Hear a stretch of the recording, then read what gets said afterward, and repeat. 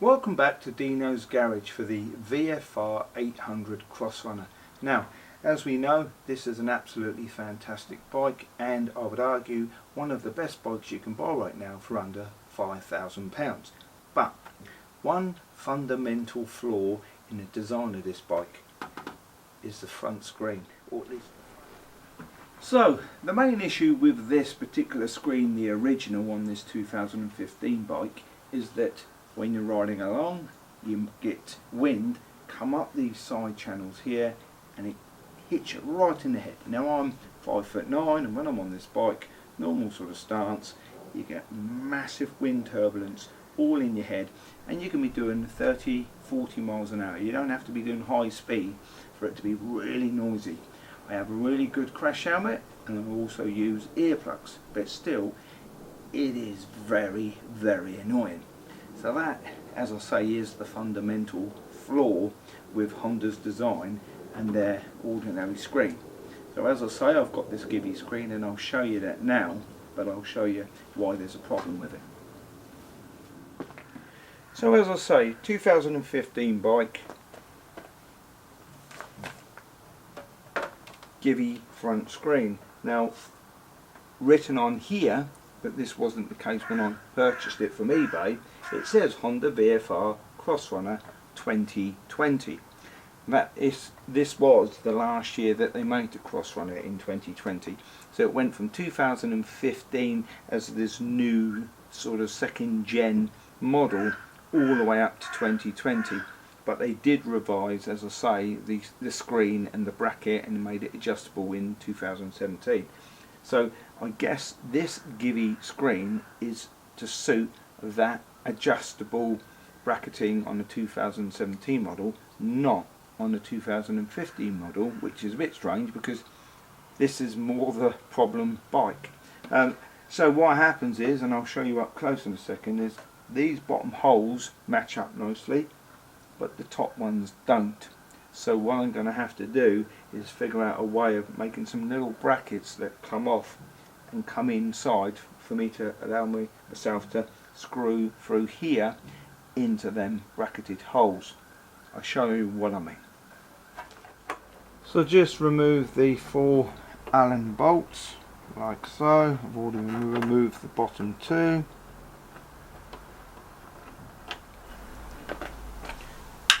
And always make sure that you have a little container handy to put your bolts into. I'm just holding that screen in place with the back of my hand so it doesn't fall away.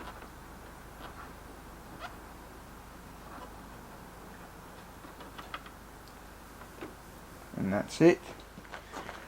And so, as you can see, once you've removed your screen, you have this bracket here which goes through and is fixed, you know, behind all of this and below the clocks. On a later model, this part will be adjustable, but this is definitely not adjustable on the earlier 2015 up to 2017 model. It is fixed. On the other one, you have like an adjuster sort of thing that you can pull here and just bring your original screen up a little bit higher and lower.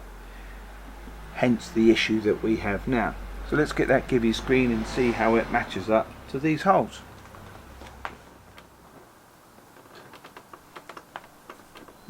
That's interesting, because it looked like the lower holes were going to match up when I married it up with the other screen in place, but actually now that other screen's gone and it sits right down hard flush to here, it is all very different indeed. So in fact none of those holes match up, which is a shame, because I was hoping that I could fix in place the lower holes, and then, like I say, what I was going to do is make a little bracket that come out of here, and then I could fix the upper holes into place.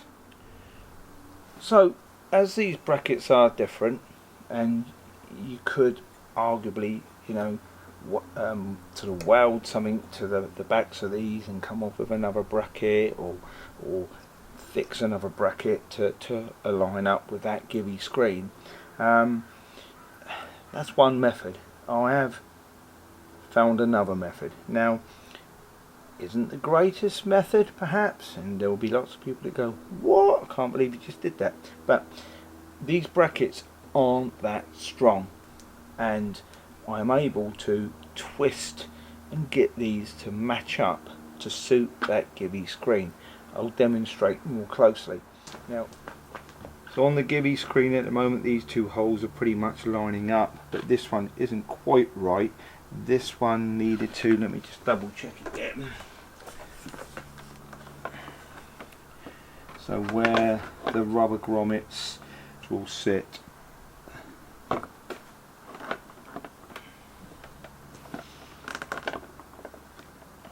those two pretty much line up. That almost does. So what actually I need to do is bring the top in a bit and the bottom out a bit. I think let's just have another look at that. And the way to do that is just to bend it out like so. It looks like I might have cracked it.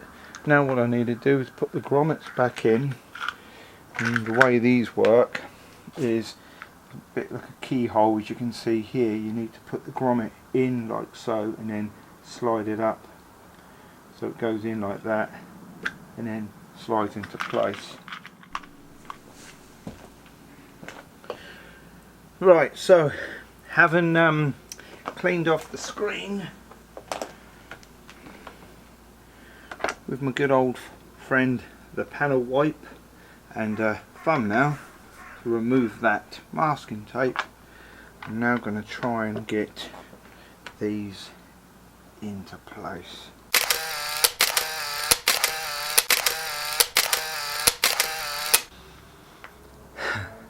And so eventually there we go, it is on. As I say, I adjusted those brackets by bending them and tweaking them to suit the holes rather than have to worry about making another bracket, and it is on. Unfortunately, what Honda do is they have these little rubber grommets that slide up into that sort of keyhole, and those just get destroyed over time. The rubber goes hard.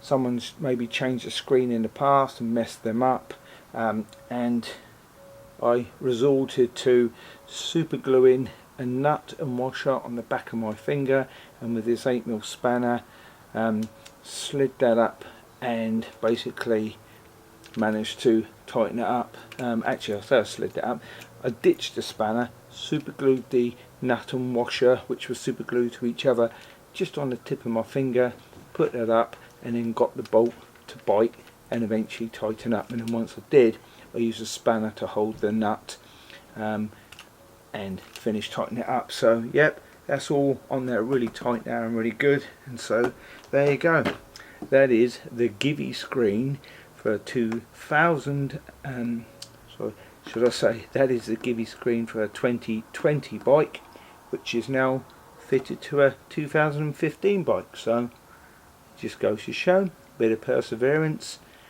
and you can overcome these obstacles. So as always, thanks for watching Deano's Garage, and this has been fitting a Givi screen to a 2015 VFR 800 Crossrunner when at first it seemed that you couldn't.